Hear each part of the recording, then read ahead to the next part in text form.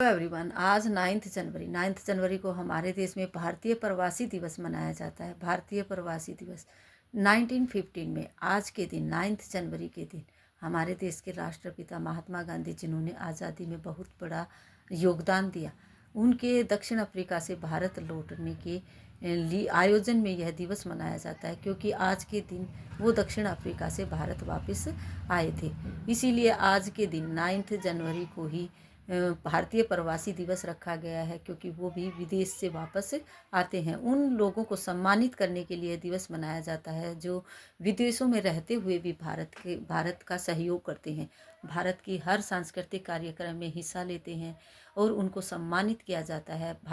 हमारे भारतीय सरकार की विदेश मंत्रालय के द्वारा उन्हें 2 साल में एक बार सम्मानित किया जाता है, जो देश के लिए विदेशों में रहते हुए भी जो देश के लिए कार्य करते हैं। उन लोगों को भारतीय प्रवासी कहा गया है जिन्हें सरकार के द्वारा वीज़ा मुक्त कर दिया गया है। उन्हें आजीवन वीज़ा मुक्त रहने की परमिशन मिली हुई है और जो कहीं भी विदेशों में कार्य कर सकते हैं, इस बात की छूट हमारी सरकार द्वारा दी गई है। उनको भारतीय प्रवासी कहा जाता है, जो विदेशों में रहते हुए भी हमारे देश की सहायता करते हैं, देश की प्रगति में, उत्थान में कार्य करते हैं। आज हम बच्चों को डेट एंड डे बताने के बाद इस तरह से बताएंगे, पिक्चर बनाकर दिखाने की कोशिश करेंगे। यह हमने बनाया अशोक चक्र, जो कि हमारे झंडे में होता है। इस तरह हमारे झंडे का कलर बनाया है।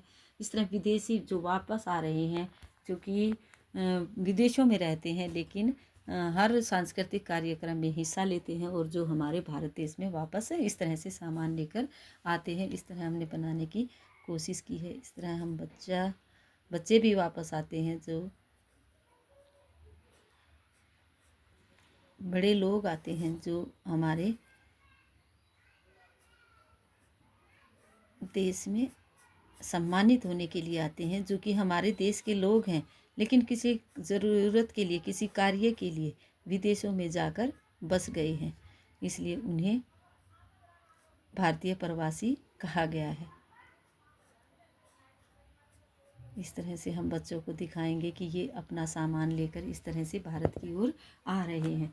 आज का वर्क हम बच्चों को करवाएंगे, जिसमें हम हिंदी के वर्ण लिखवाएंगे। इस तरह कलरफुल जगह पर बच्चे कलरफुल चीज़ों को देखकर अच्छे से सीखते हैं, खुश होकर सीखने की कोशिश करते हैं। जैसे हमने बनाया यहाँ ट से टमाटर, तो बच्चा यहाँ ट से टमाटर चित्र देखकर ट से टमाटर वर्ण लिखेगा, क्योंकि जो बच्चे शुरू से आ रहे हैं उन्हें इस तरह का वर्क आ गया है, वो अच्छे से करते हैं। जैसे हमने बनाया च से चरखा, गांधी जी चरखा चलाते थे। च से चम्मच भी होता है, हम बच्चों को दिखाएंगे च से चम्मच भी होता है और च से चरखा भी होता है। इस तरह से चरखा चलाया जाता था।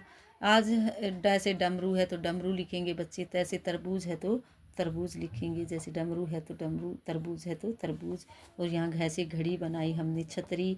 जैसे जहाज़ पानी में चलता है, इस तरह जैसे जहाज़ वर्ण बच्चे लिखेंगे। ध से धनुष, च से चरखा है तो च से चरखा या च से चम्मच। इस तरह से च से चप्पल। एक ही वर्ण से हम कई अक्षर बच्चों को बताते हैं, ताकि वो अलग अलग चीज़ में उसको कोई भी वर्ण जो चित्र जानकर पढ़कर वो जान सके कि कौन सा वर्ण है यह।